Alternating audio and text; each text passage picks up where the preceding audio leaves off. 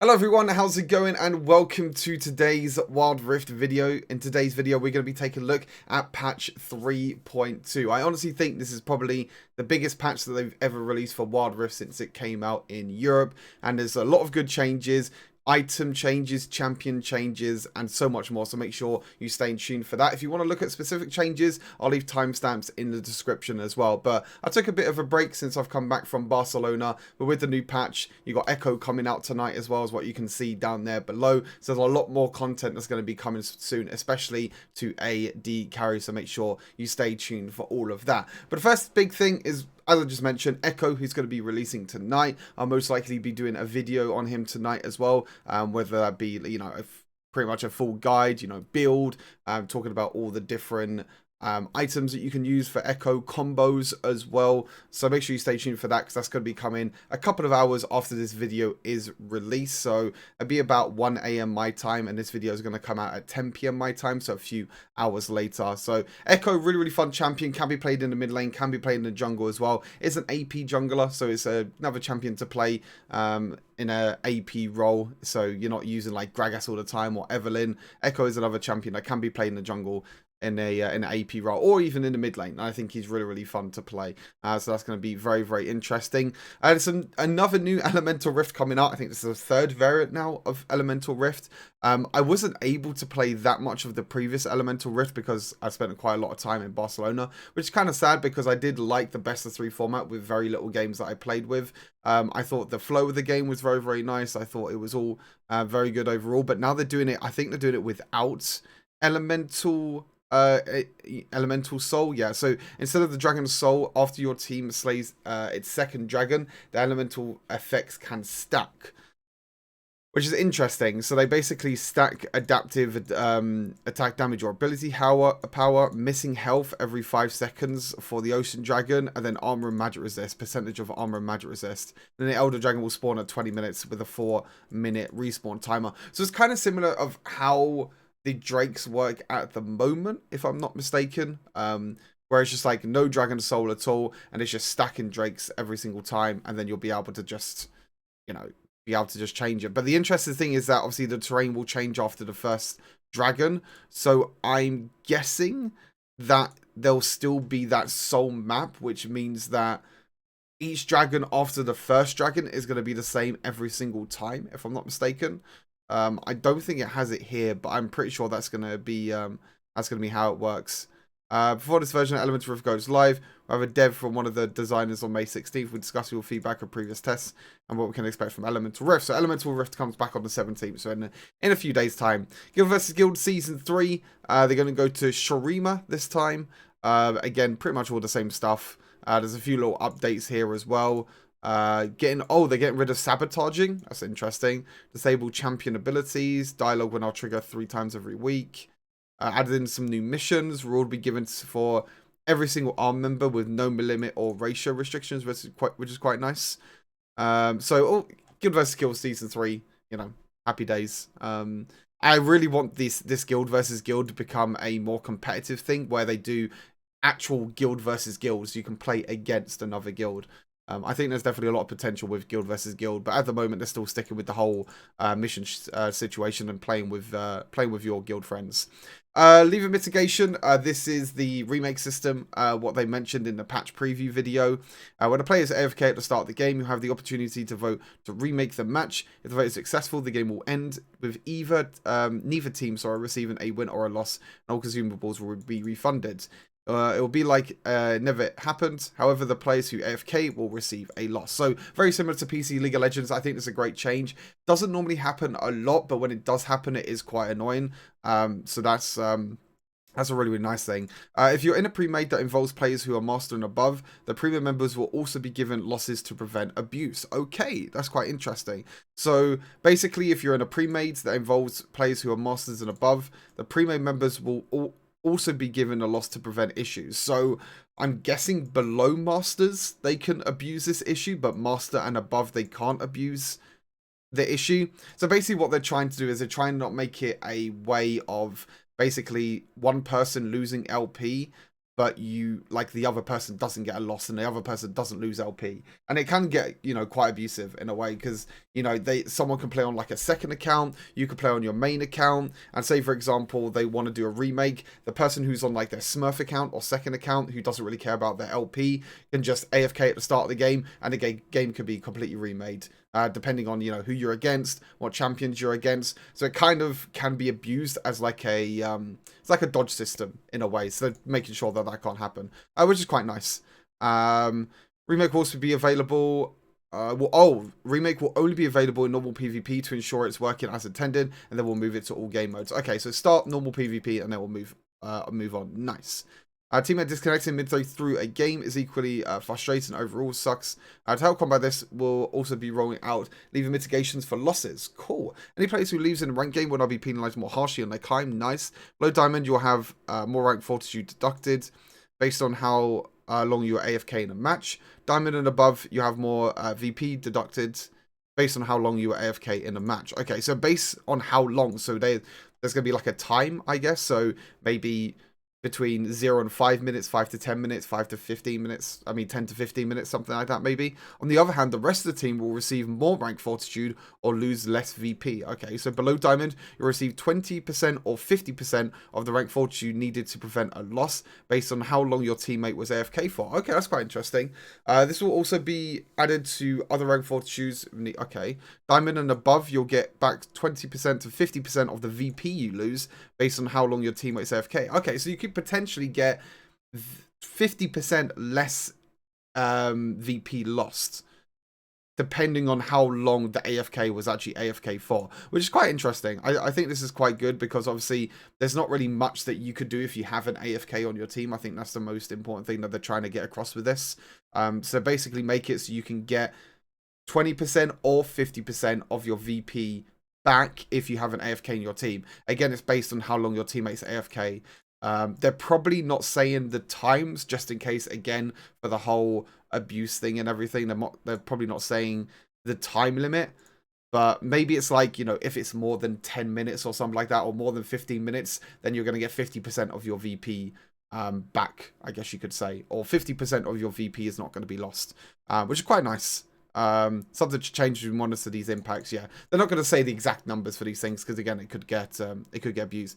Ranked, we're also making a few adjustments for rank fortitude. This helped this patch to help improve your experience while climbing through the ranks. Performing well in ranked matches but still losing can be frustrating, so we're adding in loss mitigations for even those games that happen. You'll be given a small amount of extra rank fortitude when you perform excellently in a game that you still lost, which is quite nice.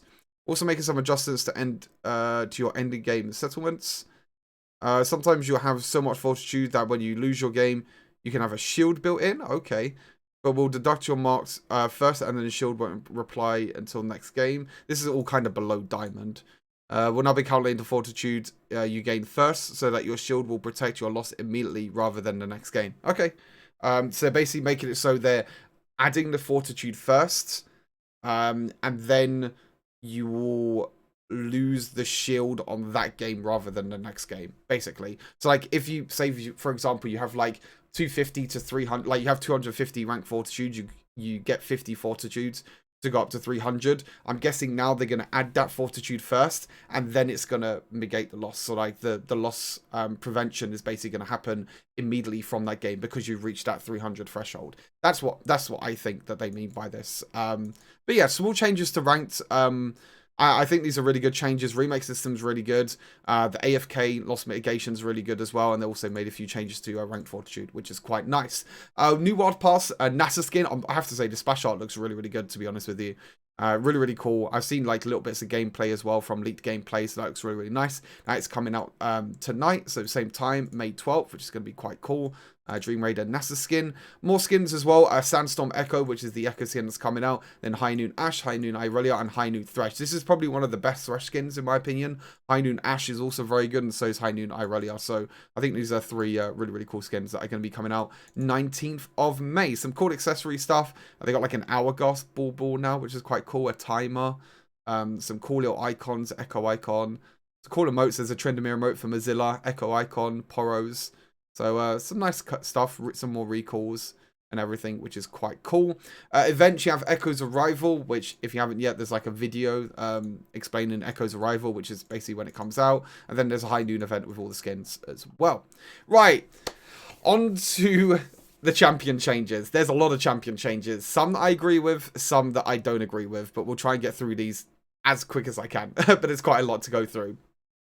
They think that Akali's been underperforming overall, so they're making some changes. So the energy regeneration per 5 seconds is going down, so you're not going to be able to regenerate as much energy anymore. But to compensate that, they've increased the base damage of the first ability by 5 at every single rank, and they've also reduced the cost of the energy by 10 at every rank. So, I mean, overall, it looks like a nerf because the regeneration is lowered, but I think the base damage going up is quite nice, and also the energy cost being lowered is also very nice, which means that you can spam this ability a little bit more during the laning phase, especially late game as well. You can spam it a lot more because the energy cost has gone down. Also, base damage going up is also very nice. The perfect execution of first cast damage is gone down at level 1, but has gone significantly up at level 2 and level 3, making Akali, you know, even more scary in the late game. I think it's by 50 at level 2, and then level 3 ultimate is gone up by 95. That looks like, yeah, 95. So a big, big increase when you hit level 2 and level 3 ultimate. And then the minimum second cast damage is going down, it looks like, overall. Yeah, it's going down overall. Going down a lot again in the early game by 15, but it just goes down by 10 and then 5. And then the AP ratio has also gone down. So I think overall it's like an adjustment, in my opinion, because there's some nerfs and there's also some buffs at the same time. So it looks like a bit of an adjustment. But I really like what they've done to the 5-point strike, because the laning phase of Akali is very, very difficult. But to be honest, Akali is still a very, very scary champion. I do ban her quite a lot.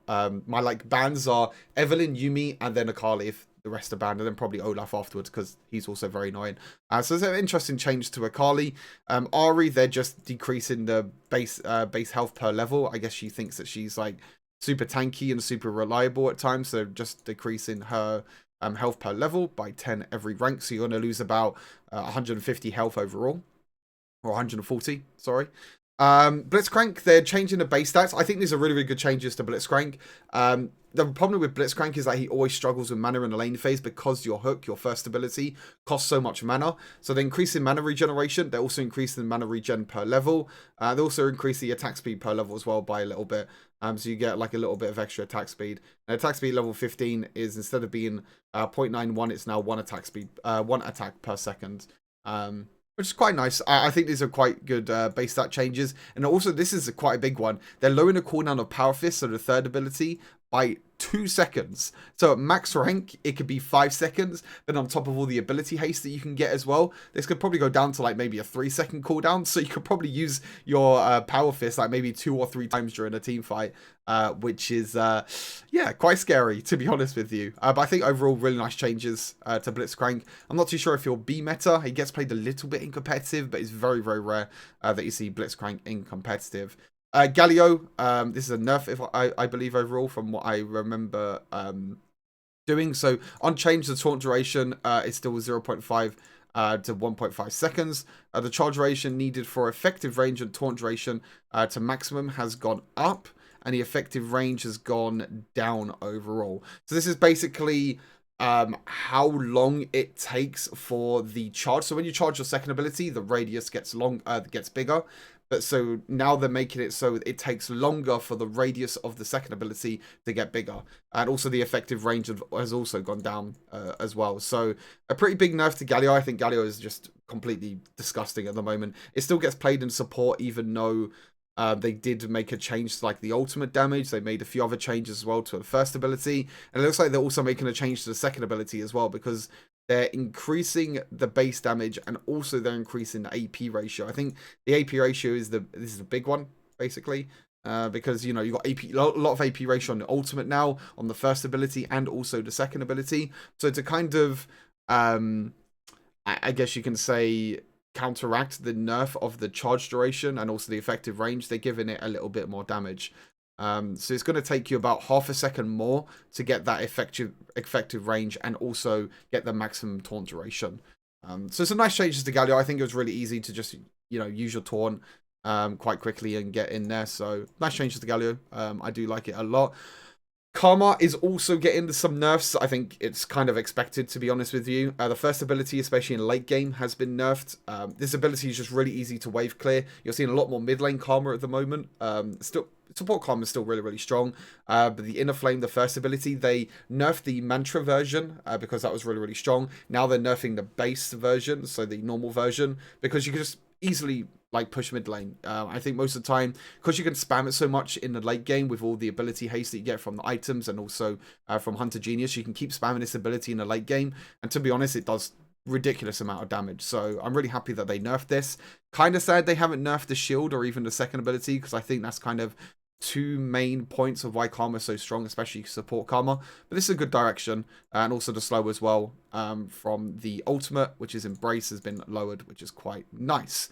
Morgana's getting some interesting changes. I think going more towards what they want jungle Morgana to be a thing, it looks like, and have more AP mages be a thing, and kind of get away from this duo lane Morgana that we're seeing a lot. First up, they're buffing the base damage of Dark Binding. A little bit scary, to be honest with you, because Dark Binding already stuns you for like, or roots you for like 20 years, so pretty scary. So basically what they're doing to Tormented Sorrow, they're Tormented Shadow, I was about to say Tormented Soil. Tormented Shadow is they're lowering the base damage, so this is like damage over time, so nerfing the base damage, especially in late game, by quite a lot. They're increasing the damage per monster to monsters again from 200 to 225% now, and then the mana cost is getting increased over time, especially in the late game. So it looks like the early game is going to be a bit. I mean, lane Morgana has definitely been nerfed. You know, the mana cost has gone up, and also the base damage on the second ability has been nerfed. But jungle Morgana overall, you get like 225% extra damage to monsters on the second ability. So I think, you know, the jungle clear of Morgana is still going to be completely fine. It's still going to be really, really powerful. Again, the mana cost probably won't affect you that much in a jungle, because most of the time you start off at blue buff, so you'll get everything from that, which is quite nice. Rengar, apparently NA was right. Apparently Rengar was completely broken. I mean, they're nerfing the base damage by 6. I think we saw one game in the WREC finals, which was SE7. He went for like a crit build. But like, I know in NA it's very popular, and I think other regions play it a little bit, but not too much. I think NA is probably the most popular region. But I guess they were right. The champion's broken. So yeah, they're nerfing the base damage by 6, which is quite difficult. But yeah. Seraphine is getting, overall, I would say nerfed. Just because, you know, mid lane and dragon lane been significantly stronger than her support. So basically what they're doing is they're buffing her base damage, but are basically nerfing her AP ratio. So they're trying to get you to go more towards support Seraphine instead of playing mid lane or dragon lane Seraphine. Because mid lane or dragon lane Seraphine, you can go Luden's Echo, you can go Death Cap, and get a lot of AP to get that 50% extra AP ratio. But now they're like, okay, we're going to buff the base stats a little bit, especially on the first ability. They're going to buff the base stats by 5 every rank, and then lower the AP ratio, and then the beat drop is just the AP ratio going down as well. So overall is a nerf to Seraphine. Sad noises in the chat for Seraphine. But I think she'll still be completely fine. I think it's just because her ultimate's really strong. The amount of crowd control and the shielding that you can give as well, again, to like Dragon Lane Seraphine. Because Dragon Lane Seraphine with Sona is really, really strong. And you'll see down here that Sona is also getting changed. Shen, it looks like they're trying to make Shen a bit easier to play.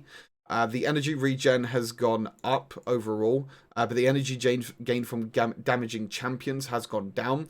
So making him easier to play, so you don't have to rely on attacking champions a lot. You can just like kind of stay back, play passive, and then you can regen more energy over time. And it also increasing the energy cost of the first ability. So overall, it's just you know, buffs and nerfs. This is obviously a nerf. This is a nerf. But this is like a buff overall, but they're basically doubling the amount of energy regen you get now, which is quite nice. Obviously, like your passive from damaging champions, you don't get that much anymore. It's lowered by 5, and the energy cost of the first ability has gone up at every rank.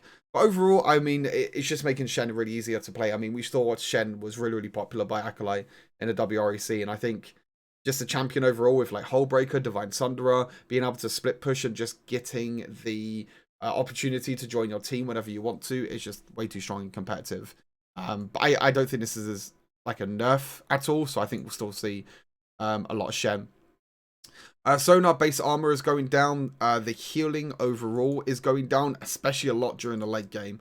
That nerf to healing in the late game is a bit scary, but they're compensating that because now the shield is going to be higher. So they're basically making it so it's more to do with shielding now on the second ability, more than healing, because before it's about 50-50, you know, it's 105 heal and 115 shield, but now it's 75 shield and 145 sorry, 75 heal and 145 shield. They're focusing more on the shielding part.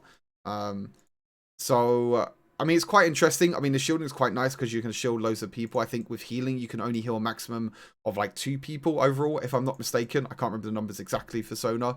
But I think the healing was definitely too strong, because the thing about shielding is that shielding is going to go off eventually. Like, shielding is not there permanently, but healing is always going to be there. Every time you use that second ability to heal someone, that's always going to be permanent health that someone's going to get on your team. Whereas shielding over time, it's just going to go away. So they're making Sona become, I guess, more skilled, and you have to time your second ability more rather than spamming it all the time, basically. And then nerfing the cooldown of the third ability. So overall, it's a nerf to Sona. So nerfing Seraphine and Sona. I think because of just how strong the lane is overall. So it's quite nice. And the last champion change is going to be to Soraka. The passive movement speed is going up by 30%, which is quite disgusting, to be fair. The rejuvenation time has also gone up. The cooldown has been lowered, and also the total rejuvenation healing has been buffed. So overall, it's a buff to the first ability. So you can get extra healing towards yourself, including more AP ratio. The cooldown's also been lowered, and also rejuvenation has been increased. The same with the second ability as well. So overall, is a buff to Soraka. Soraka was pretty scary when she got buffed before. I remember she got into a state where she was kind of annoying to play against. We'll have to see if these changes make her quote-unquote broken again, but I don't think it is. But yeah, no Camille changes, no Singed changes as well, which have been really, really popular. And I think it'll be scary enough to find that Singes actually kind of get buffed with the item changes. Speaking of item changes, now the first one is probably one of the biggest changes in terms... Actually, no, it's not really. Okay, the biggest changes in terms of AD carries this patch. Because there are some new runes and there are some new things to AD carries. But this first one is a pretty big change. They're basically changing Executioner's Calling. They're making the base attack damage, they're making the attack damage from 20 to 15, and the cost is now gone down to 800. So it's cheaper, but you're losing 5 AD for 200 gold. Overall, if you think about it, it's kind of difficult, because if you work out like 5, 10, 15, 20, like 4 divided by... So it's like overall, you're losing out a little bit on cost efficiency, you could say, because like every single 5 AD was 250 gold before, and now it's only 200 gold. So you're losing out on a little bit of gold efficiency with the item. But the scary thing is that the item's cheaper now. So it's going to be kind of easier to get Executioner's Calling because it is cheaper, but the base AD's gone down. So they're kind of like trying to balance it a little bit. The huge thing about this, though, is that this means that you cannot build Executioner's Calling anymore on Kai'Sa. BF Sword, Executioner's Calling, and Longsword will not give you the Q upgrade anymore. You get 20 from the BF Swords, 40 actually from the BF Sword. You get 15 from the Executioner's Calling, and then you only get 12 from the Longsword. So overall, that's 67, and you need 70 AD to get the Q upgrade. So it's a pretty big change to Kai'Sa, or I'll go in a little bit more depth, and I'll show you it probably in another video tomorrow. Yeah, pretty big change to Kai'Sa. So I think most of the time now, you're going to be seeing more BF Sword, Vampiric Scepter, and Longsword again. And also you're going to be seeing a double BF Sword, which has become more popular with Storm Razor and Infinity Edge. So pretty big change to AD carries, but most importantly to Kai'Sa, especially with the Q evolved. The Infinity Orb is being buffed a little bit. I think with, I think it's like I said, Death Cap and Rylai has been pretty popular. So trying to make Infinity Orb even more popular. This is a big change, and I honestly think this is a great change to Ixtali Seedjar. I think just having resistances on an item is kind of disgusting, and I don't really like it at all. Like 45 armor, 45 mad resist is kind of meh. 425 health, 25 ability haste, which is quite a lot, and you still get the movement speed as well. So this could be great for champions like, you know, Alistar could use it really well. Thresh could use it really well with the stats. Even like Nautilus when he comes out as well. I think this is, you know, a great change overall for the item. We'll have to see how it's going to work out. And also picking up a seed now grants you 40% movement speed over time. So it still has the same passive when you or an ally hit a plant, you can, you know, pick it up and drop it. But now you get the extra 40% movement speed over 2.5 seconds, which is quite a long time when you pick up a seed. And also the cost has been lowered. So I think it's a great buff to Ixtali Seedjar because no one build this item unless they're trolling like keys. On top of the changes to Executioner's Calling, they're actually buffing Last Whisper overall. Now, there's not a thing in here like talking about Mortal Reminder, but I'm guessing the combined cost of Mortal Reminder has gone up because this is lowered and also this is lowered. So it means that the combined cost of Mortal Reminder is going up because the item overall has probably stayed the same price. But yeah, Lost Whisper. So 600 combined cost overall, and now it only costs 1,100. Yeah, crazy. I think this is a crazy buff because of just being able to get Lost Whisper now. So it's a big nerf to tanks. And especially because, like, you know, this change as well, making this cheaper. So you can kind of sit on Executioner's Call if you want to, but then you can also kind of sit on Lost Whisper as well. It makes the time between the two components and Mortal Reminder longer. But I think like Lost Whisper is quite insane. Being able to, you know, 200 gold cheaper for Lost Whisper just for armor penetration, especially again for AD carries as well. It's going to be quite interesting. They did the same for Oblivion Orb, so they lowered the AP and they lowered the cost. Again, pretty much the same as Executioner's Calling. They buffed Rylai's. This is what I was saying about kind of the Singed buff, because Singed goes to the Andrew's Torment, Rylai's Crystal Scepter. He gets really, really tanky and he gets all the slows. They buffed Rylai's, so it's kind of a buff to lane Morgana, and it's also a buff to Singed, which is really, really scary, if I'm totally honest with you, so we'll have to see how that change goes. They're buffing Solari Chargeblade, so from 33 to 75 to now 38 to 80, so it's a little bit of a buff, but not too much. And obviously, the damage can still critical strike as well, so again, it's more of a late-game item. So again, more testing will have to be done for that. They're buffing Void Staff, so they're making the gold cost increase by 100, but they're buffing Void Staff for to have 45% magic penetration now, which is quite disgusting. You know, nearly 50% magic penetration. There's basically no point building magic resist at all. No point at all. So it's quite disgusting. And then we go on to new runes. We got new domination rune, which is Giant Slayer. Deals bonus damage based on the enemy champion's bonus health, up to 10% bonus damage when the enemy has more than 1,000 bonus health. So this is basically if you're going to be against a lot of tanks. It's a really good AD carry rune. If you see like a Dr. Mundo, a Malphite, even someone like an Olaf as well, because they're going to be building items like Divine Sunderer, Black Cleaver, and items like that. So as long as you can work out in your head the items that the champions are going to build, if they're going to have more than 1,000 bonus health, then you're going to be dealing up to 10% bonus damage. So really good against tanks. Again, one of the situational runes, which I quite like, because I think the resolve tree is quite good with situational runes. But I think the domination tree is very standard. So you always go Hunter Vampirism, and then AP mages, you basically go Gathering Storm most of the time. Sometimes you use Triumph on like bruisers, but other than that, it's fine. Scorch is basically like a little poking tool in the early game. Not really that good in the late game, but I think in the early game is quite nice as like a little poking tool. Like 21 to 35 magic damage after 1 second is not really that great, and it is a long cooldown. Again, this is more for like the laning phase. If you want to bully in the laning phase, and if you want to try and get an early kill. Demolish is going to be insane with Hullbreaker, by the way. And you know the crazy thing about Demolish is that it's in the inspiration tree. So at the moment in the inspiration tree, most of the time people go, you know, in the barrel lane, for example, they go Hunter Genius or Sweet Tooth. Sweet Tooth, most people don't even use Sweet Tooth anymore. Hunter Genius, sometimes champions don't even need it. So imagine a Camille with Hullbreaker and now Demolish as well. So basically with Demolish, how it works is that when you're within a certain amount of range, there's basically a charge that happens on the turret, which you'll see underneath and you'll hear the sound. And then after 3 seconds, you can attack the tower, dealing 200 damage plus 25% of your maximum health, you know, as bonus adaptive damage. And it only has a 30-second cooldown. So that means that basically when you're near the tower, if you're under the tower, if the wave's pushed in, if you stay on the tower, you'll see the little kind of timer that goes underneath the tower. When that goes up, then you'll basically be able to attack it and deal a bunch of damage. It's disgusting. I'll be totally honest with you. Very disgusting. And I think it's going to be insanely strong for Baron laners. You know, Shen as well, Camille, Fiora. I think overall with this plus Hullbreaker, it could honestly break the game and make split pushing completely broken. I'll be totally honest with you.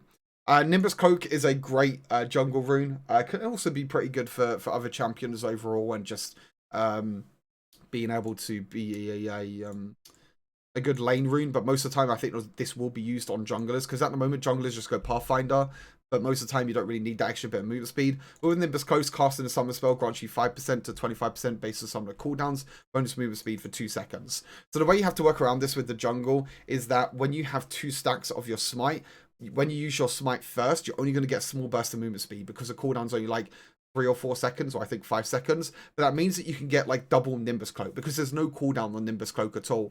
So your flash cooldown, for example, is going to get you insane movement speed, probably that 25% movement speed. When you have 2 stacks of your Smite, your first charge of your Smite is only going to get a little burst of movement speed. But the second one, if you only have 1 stack of Smite, because the cooldown is longer, that means you're going to get a bigger burst of movement speed. And this is basically going to make blue Smite kind of useless, in my opinion, and going to make red Smite a lot stronger, because even though you don't steal the movement speed, you don't slow the movement speed, you're going to get a lot of movement speed anyway from red Smite and using Nimbus Cloak. I think it's going to be a really, really strong jungle rune. Wow, we're already 30 minutes in. I'm not even, yeah, there's still lots more, as you can see. There is still lots more.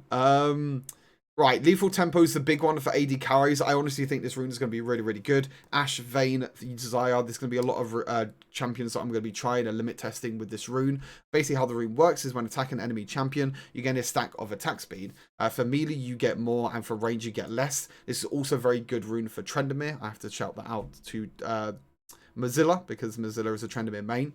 So you get 6 stacks in maximum. So when you're at maximum stacks, you gain 30% bonus attack speed. So this is on top of all your attack speed that you already have.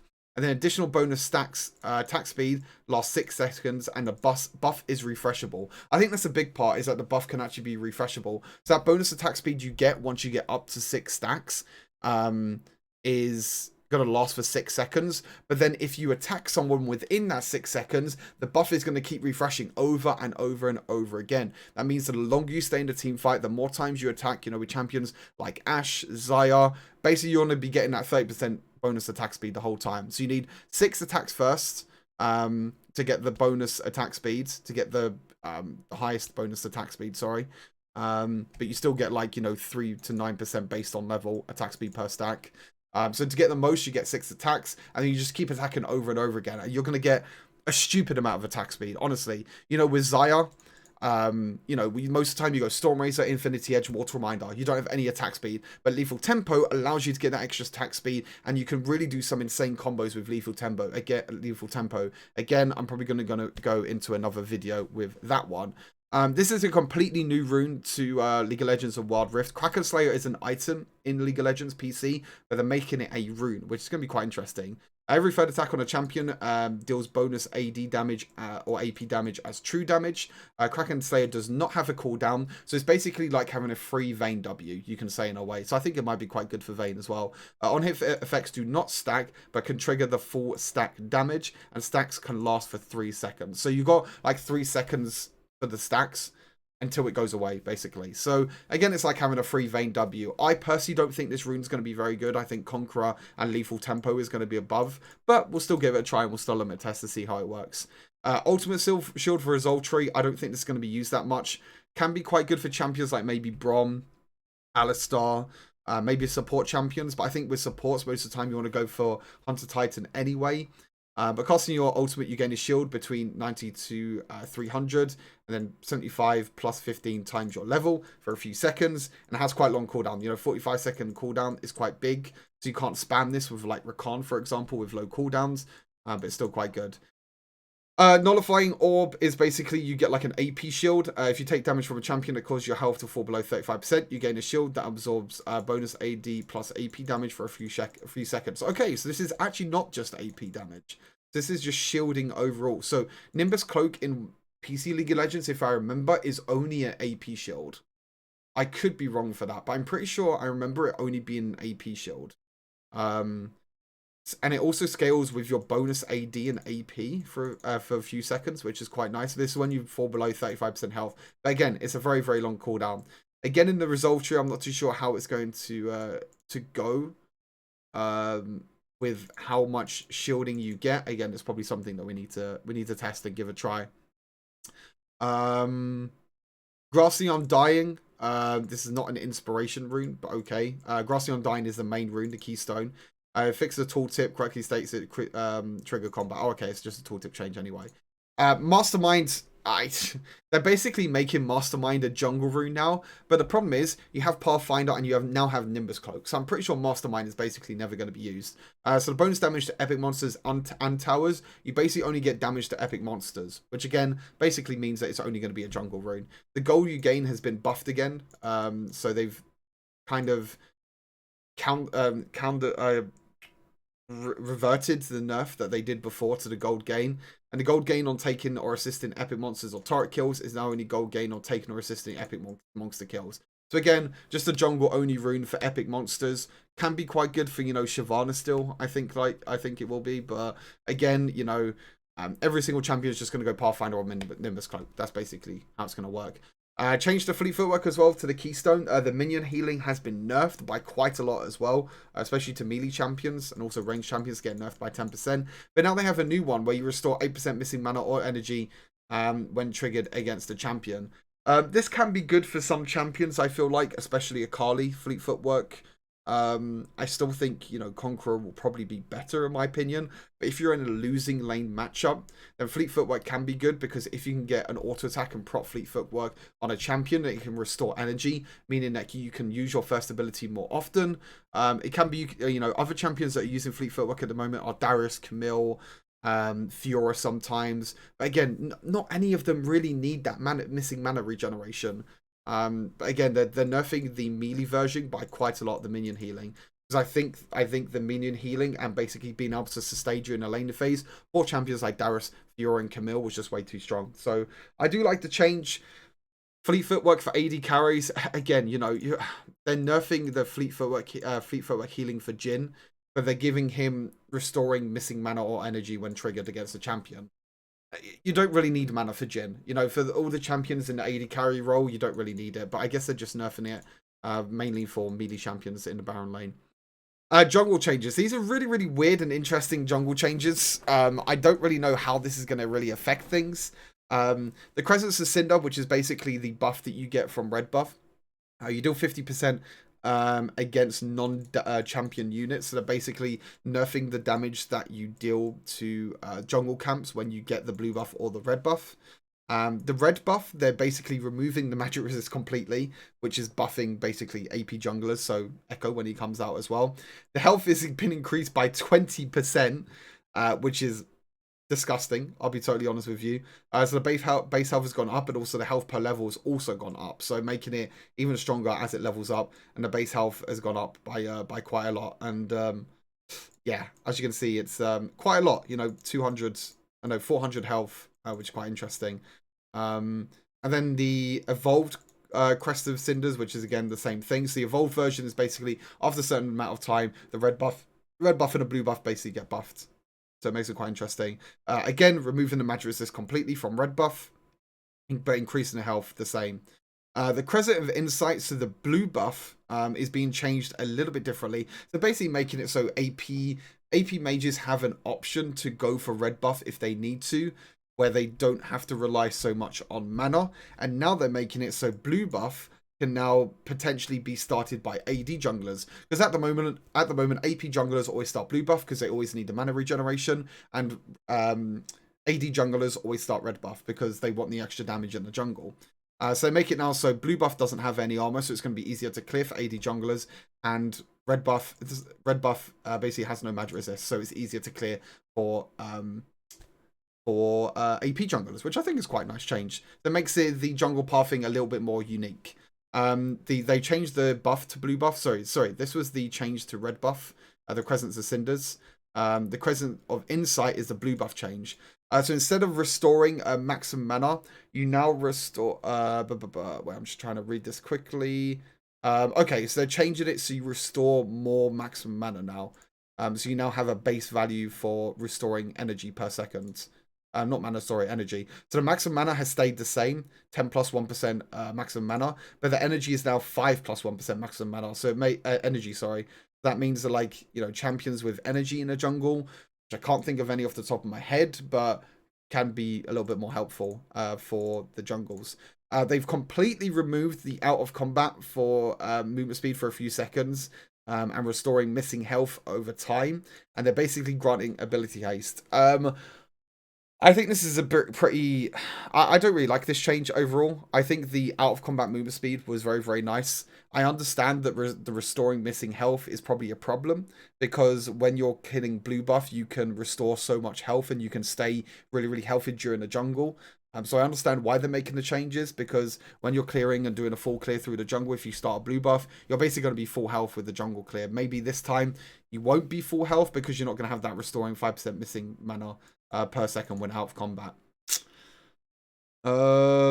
Yeah, that's interesting. Wait, why are they talking about movement speed? No, they don't have movement speed. Sorry, it says when out of combat for 5 seconds, you restore missing mana, missing health. So basically removing the missing health, and they're giving you ability haste instead. I don't really like it personally. I really don't like it at all. Because ability haste in the early game, you don't really need, in my opinion. You really, really don't need the ability haste. I think the missing health was definitely needed. So it's a bit of a nerf to junglers, in my opinion. As I said, they're removing the armor, but they're increasing the health, exactly the same as red buff. And then the evolved blue buff. So instead of gaining 20 ability haste, you now only gain 15 ability haste. Again, the maximum mana is the same, but they buffed the maximum energy that you can get per second.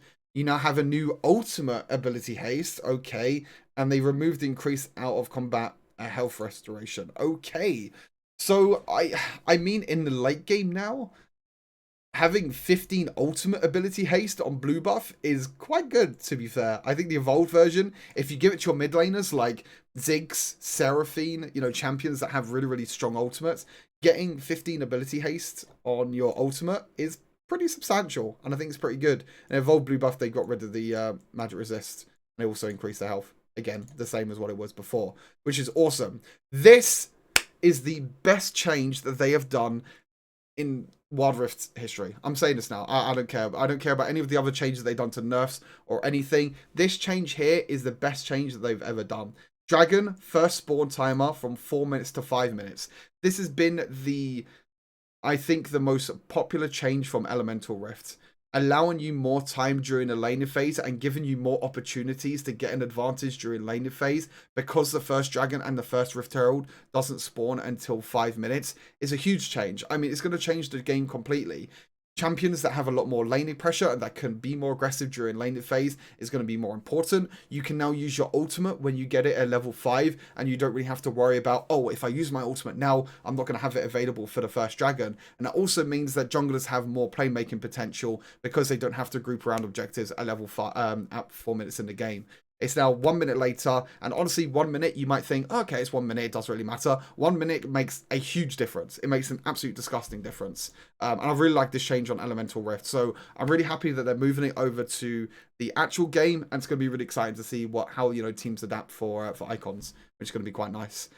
Smite damage to monsters has been increased, I think because of the buff to the health of the jungle camps. So they're basically making damage to monsters getting increased overall. So this is AP and AD damage. It's just damage overall. We're nearly done now. We're on the last part. I know this is quite long. The last big thing to talk about is control wards. Now, control wards is not going to be a purchasable item in Wild Rift like it is in PC League of Legends. It's going to be a trinket, which I think is going to be quite an interesting one, because now you have to decide between a yellow ward, a control ward, or the sweeper. I think what's going to happen is that supports are going to pick up control wards. Junglers are going to pick up Red Trinket, potentially with AD carries as well. And then mid laners and top laners are going to be picking up keeping the yellow ward. In my opinion, that's what's going to happen. It could potentially go in a situation where control wards basically become really, really strong and that loads of people buy them. So control wards are visible. They're not invisible at all. But the most important thing is playing around objectives with control ward. So what you could do is you could put a control ward in the dragon pit. And even if it's visible, if it's not in attack range of the enemy champions, you basically negate all of the vision that you're going to get in that dragon pit. So say, for example, you put a control ward in the dragon pit, someone puts a yellow ward over the wall. That yellow ward will not see anything. You won't be able to see anything at all because it basically destroys everything. You know, it's going to be able to reveal stealth units and wards. So it reveals the wards straight away and it basically negates the vision that you can see from the wards, which is quite important. 3 health, meaning that you have to auto attack it 3 times. Lasts until destroyed or replaced, because there's only one that you can have per map per player. So if you put a control ward down in the dragon pit and say, for example, your team wants to go towards the Baron, but the respawn has been refreshed on the control ward, then you'll be able to place it there. The only scary thing about this is that it doesn't mention about a cooldown. I've only just realized this. 3 health, lasts until destroyed or replaced, not stealth, can only be one of... If there's no cooldown and you can place the control ward whenever you want, this is going to be broken. Wait, that can't be right. There's surely a cooldown for this and they've missed this. There's no way there's going to be no cooldown for control wards overall. 1 control ward per map per player. There's no way, because if someone destroys a control ward, you could just put another control ward down straight away. Okay, there's no way. There's surely going to be a cooldown. We'll have to test this out. We'll have to look into this, but there's surely going to be a cooldown between. So when you put your control ward down, there's going to be a cooldown until you can put another control ward down. There's no way there's going to be like that. But anyway, they're nerfing tenacity again. They're basically making tenacity multiplicative instead of additive. So for example, if a champion has 2 sources of 30% tenacity, instead of having, you know, like 60% tenacity, you're now only going to have, it's going to be like multiply. It's going to be 2 multiplied together. So now the crowd control duration will now be 49% instead of 40%. So basically nothing tenacity stacking, which is, I think, completely fine. And that's pretty much it. Extra bits. You'll now have find Death Stance, Guardian Angel, and Sterox Gauge if you want to in the shop. In the attack and defense shops, there's a bunch of other things with push notifications. But that's everything. Wow. It's a big patch. I think it's going to be an insane patch. There's a lot of content to go over. There's a lot of jungle changes. There's a lot of champion changes. There's a lot of stuff to cover in this patch, and I think this patch is going to be great overall. As I mentioned, I'm probably going to do an echo guide as well, which is going to be very, very fun. The new skins as well, the wild pass and everything. I honestly think this is probably one of the best patches that they've done. I would have liked some more champion changes, again, to champions like Camille, Singed, just other strong champions that are in the meta at the moment. But overall, I'm really happy with this patch, and I hope you all are as well. So thank you very much for tuning into this video. Hopefully you all enjoyed. As always, stay safe, and I'll see you all in the next Wild Rift video. Take care. Peace.